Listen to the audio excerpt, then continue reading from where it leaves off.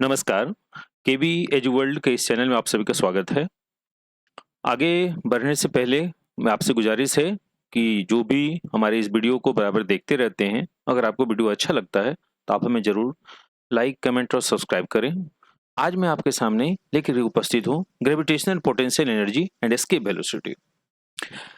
ये देखिए बहुत ही सुंदर जो टॉपिक है फिजिक्स में ग्रेविटेशनल पोटेंशियल एनर्जी, जिसे हम जीपीई भी शॉर्ट फॉर्म में बोलते हैं। ये क्या है? Gravitational potential energy is the energy of an object possessed due to its position in a gravitational field. यानी कि कोई भी ऑब्जेक्ट जो है वो ग्रेविटेशनल फील्ड में जो अपना अ, वो एनर्जी धारण करता है, वही एनर्जी ग्रेविटेशनल पोटेंशियल एनर्जी है। फिर समझिए, ग्रेविटेशनल पोटेंशियल एनर्जी यानी जीपीई जो है वो कैसी एनर्जी है? वह किसी भी ऑब्जेक्ट जो ग्रेविटेशनल फील्ड में उपस्थित है, वह जो एनर्जी पजेस करता है यानी धारण करता है, उसके अंदर जो एनर्जी होती है, उस एनर्जी को ग्रेविटेशनल पोटेंशियल एनर्जी बोलते हैं। इस जीपी का फॉर्मूला जो है वो होता है GP equal to M G H, where M जो है ऑब्जेक्ट का मास है, जी है acceleration due to gravity and H is the object's height above the earth surface जो है। तो ये तीनों जो है, तीनों का गुणनफल, इसी से हम ग्रेविटेशनल पोटेंशियल एनर्जी निकालते हैं। अब देखिए एक दूसरा वेलोसिटी है, एक और अन्य velocity escape velocity. Escape velocity जो है, ये एस्केप वेलोसिटी बराबर था root under two G R. यह देखिए the minimum velocity of an object must have to break free of the earth gravitational pull and escape the planet. Gravitational pull क्या है? मतलब किसी भी चीज को जो अर्थ अपने सेंटर की ओर खींचती है, that is known as gravitational pull जो है। तो मिनिमम वेलोसिटी जिसके कारण से ये अर्थ की ग्रेविटेशनल पुल जो है उसको ब्रेक करके फ्री हो जाए, इससे उस वेलोसिटी को हम एस्केप वेलोसिटी कहते हैं। Escape velocity is the speed of an object needs to achieve in order to break free of the Earth's gravitational pull. The formula for escape velocity is root under 2 gr, where g is the acceleration due to gravity. यह g क्या है? Acceleration due to gravity है, r जो radius of the अर्थ है, and बस इसी दोनों का इसमें रोल होता है, g और r का। g क्या हो गया? g हो गया एक्सेलरेशन ड्यू टू ग्रेविटी, और r हो गया radius of the earth. Escape velocity का जो अप्रोक्सीमेटली वैल्यू है वो है 11.2 किलोमीटर पर सेकंड स्क्वायर और 25,000 mph। यानी कि अगर किसी भी चीज को हम 11.2 किलोमीटर का एक सेकंड में रफ्तार देते हैं, तो वह जो है अर्थ के ग्रेविटेशनल पुल जो है उससे बाहर चला जाता है, that is known as escape velocity. अब आते हैं कि electrostatic force and Coulomb's law. ये देखिए इलेक्ट्रोस्टैटिक फोर्स और कूलम्ब्स लॉ जो है, ये दोनों बहुत ही महत्वपूर्ण है। मैं आपको इसमें इस कड़ी में, ये हमारा तीसरा वीडियो है और मैं आपको प्रतिदिन फिजिक्स के कुछ इंपॉर्टेंट टॉपिक्स जो है उसके बारे में बताने की कोशिश कर रहा हूँ। यह है इलेक्ट्रोस्टैटिक फोर्स। इलेक्ट्रोस्टैटिक फोर्स नाम से स्टैटिक यानी कि वह चार्ज जो कि स्टैटिक है। Electrostatic force is the force of attraction and repulsion between stationary electric charges. जो स्टेशनरी अस्थिर है इलेक्ट्रिक चार्ज, उसके बीच में जो अट्रैक्शन या रिपल्सन हो रहा है, उसी फोर्स को हम इलेक्ट्रोस्टैटिक फोर्स कहते हैं। This fundamental force is described bye Coulomb's law. इसका वर्णन हम कूलम्ब्स लॉ के द्वारा करते हैं, which states that the force between two point charges के बिटवीन जो फोर्स है वह डायरेक्टली प्रोपोर्शनल होता है उस दोनों के प्रोडक्ट के, और इनवर्सली प्रोपोर्शनल होता है उसके square of the distance between them. उसके बीच का जो डिस्टेंस उसका इनवर्सली प्रोपोर्शनल, और वो जो 2 पॉइंट चार्जेस हैं उस दोनों का प्रोडक्ट जो है उसका वो डायरेक्टली प्रोपोर्शनल होता है। अब कूलम्ब्स लॉ जो है ये formulated by the French physicist जो है चार्ल्स ऑगस्टिन डी कूलम्ब। इसका नाम था, इस फिजिसिस्ट का नाम था चार्ल्स ऑगस्टिन डी कूलम्ब। उन्होंने क्वांटिफाई किया कि electrostatic force between 2 point charges की, 2 पॉइंट चार्जेस के बीच में इलेक्ट्रोस्टैटिक फोर्स जो है उसके बारे में उन्होंने वर्णन किया। वो बताता है कि it states that the force is proportional to the product of the charge. उस दोनों का जो गुणनफल है उस चार्ज का, उसका प्रोपोर्शनल और इनवर्सली प्रोपोर्शनल जो उसका डिस्टेंस है उसका होता है। इसका एप्लीकेशन करना, Coulomb's law has numerous application in physics. Physics में इसके बहुत सारे जो इस्तेमाल होते हैं, including understanding the behaviour of charge particle in electric field. Electric field में जो कोई चार्ज पार्टिकल है उसका क्या बिहेवियर है उसके बारे में अध्ययन करते हैं। द ऑपरेशन ऑफ कैपेसिटर के ऑपरेशन में, and the study of atomic and molecular structure, जो और एटॉमिक और मॉलिक्यूलर स्ट्रक्चर जो है उसके बारे में अध्ययन जो करते हैं उसमें जो it is fundamental principle in the field of electromagnetism. यह जो है इलेक्ट्रोमैग्नेटिज्म का फंडामेंटल प्रिंसिपल है और यह जो है बहुत ही मदद करता है नेचुरल और टेक्नोलॉजिकल फेनोमेना होते हैं उसको समझने में। यानी यह जो इलेक्ट्रोस्टैटिक फोर्स है और कूलम्ब्स लॉ है वो हमें मदद करता है ये इलेक्ट्रोमैग्नेटिज्म को समझने में, और साथ ही साथ नेचुरल और जो टेक्नोलॉजिकल फेनोमेना है उसको भी समझने में यह हमें मदद करता है। आइए हम चर्चा करते हैं electric fields and Gauss law जो है। गॉस का थ्योरम हम लोगों ने बहुत पहले इंटरमीडिएट में पढ़ा था। अब देखिए ये इलेक्ट्रिक फील्ड क्या है? The force exerted on A charge particle by an electric field. किसी इलेक्ट्रिक फील्ड के द्वारा जो फोर्स एक्सर्ट किया जाता है किसी चार्ज पार्टिकल पे, तो उसे ही हम क्या कहते हैं, या इलेक्ट्रिक फील्ड में गॉस गॉस का लॉ जो वर्णन करते हैं उसमें इसके बारे में अध्ययन करते हैं।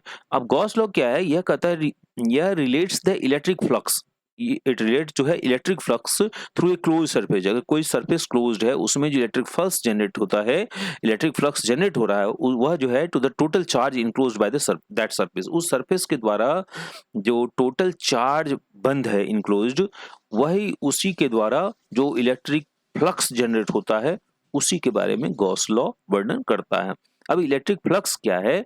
The number of electric field lines passing through a given surface. किसी गिवन सरफेस पे कितना जो इलेक्ट्रिक फील्ड लाइन जो है वो पास हो रहा है उसी को हम इलेक्ट्रिक फ्लक्स कहते हैं। ये तीनों एक दूसरे से जुड़ा हुआ है।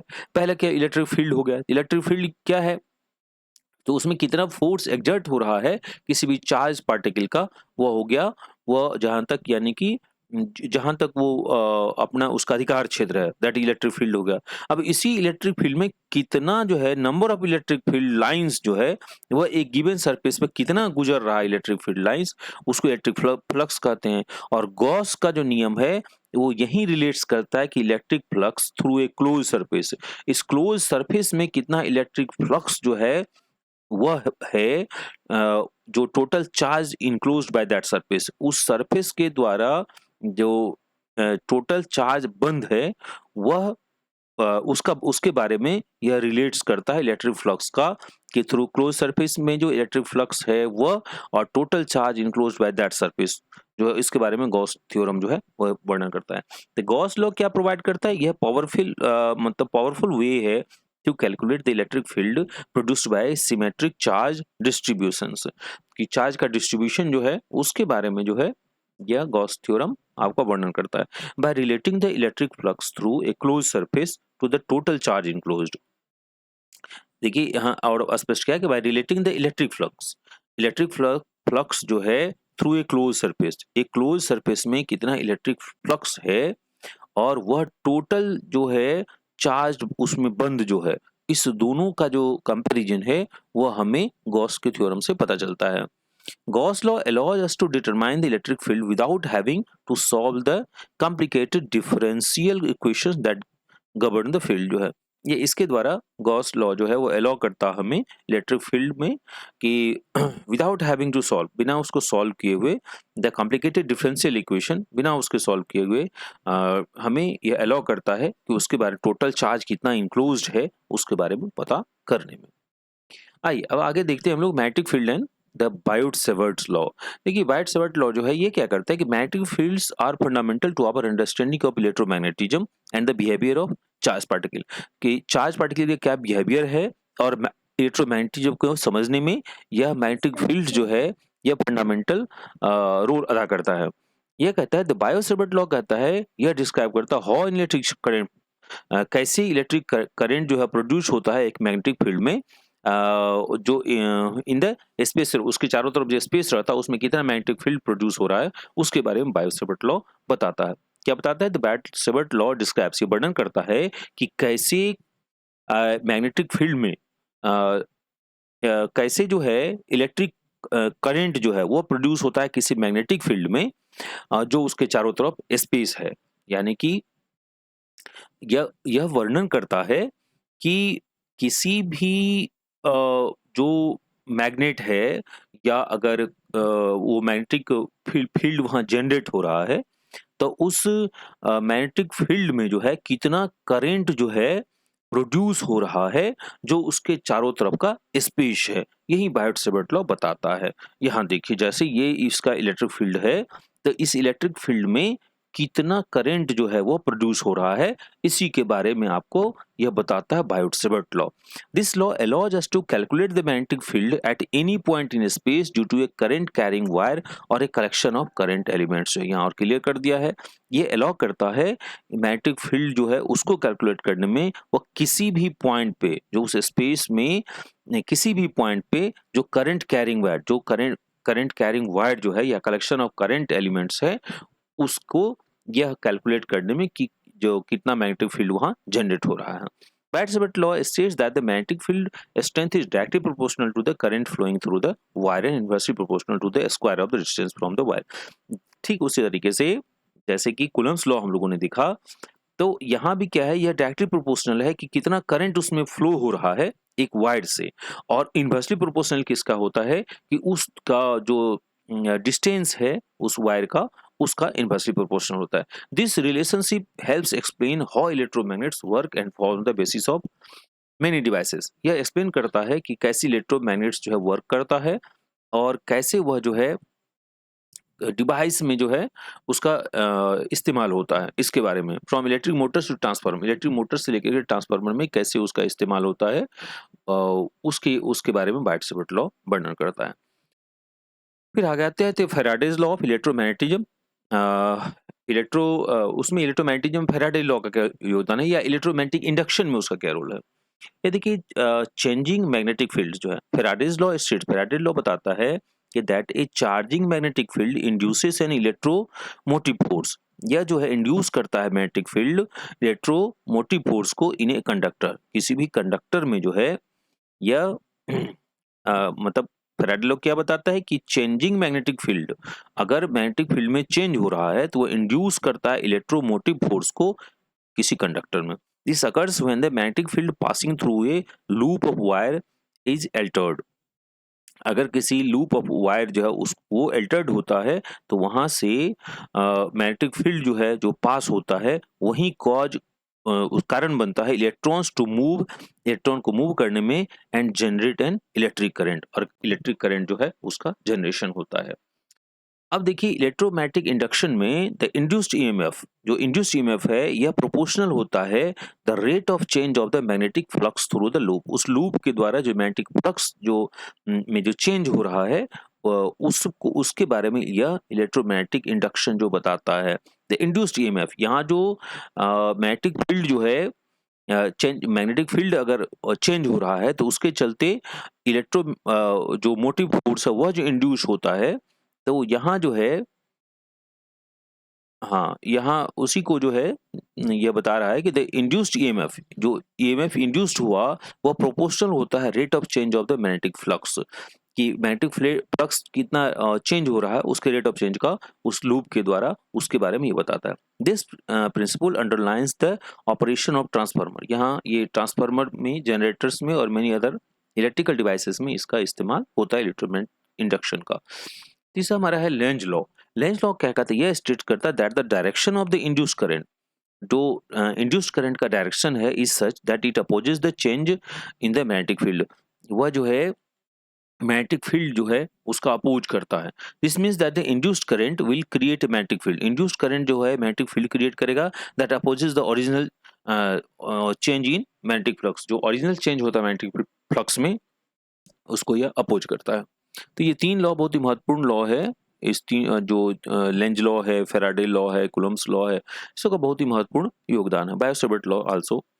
तो ये देखिए, ideal gas law and the thermodynamic principle जो है, ये गैस लॉ क्या है, यह बताता है आइडियल गैस लॉ, यह pressure, volume, temperature and amount of an ideal gas जो उसके बारे में आइडियल गैस लॉ यह बताता है।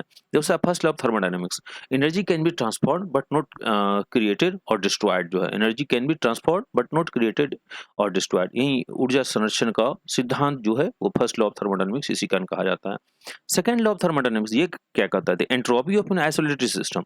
जो आइसोलेटेड सिस्टम है उसका जो एंट्रोपी है नॉट इन इक्विलिब्रियम, वो इक्विलिब्रियम में नहीं रहता, will tend to increase over time, वो समय के साथ वो इंक्रीज करेगा अप्रोचिंग ए मैक्सिमम वैल्यू, जितना मैक्सिमम वैल्यू अप्रोच कर सकता है उतना। जो सेकंड लॉ ऑफ थर्मोडायनामिक्स जो है यह है जो है the entropy of an isolated system का जो एंट्रोपी है नॉट इक्विलिब्रियम, वो इक्विलिब्रियम नहीं रहता है, विल टेंड टू इंक्रीज, वो इंक्रीज करेगा समय के साथ over time approaching maximum value, जहां तक वो मैक्सिमम वैल्यू है वहां तक जो है वो कोशिश करेगा कि वह चेंज करे जो है।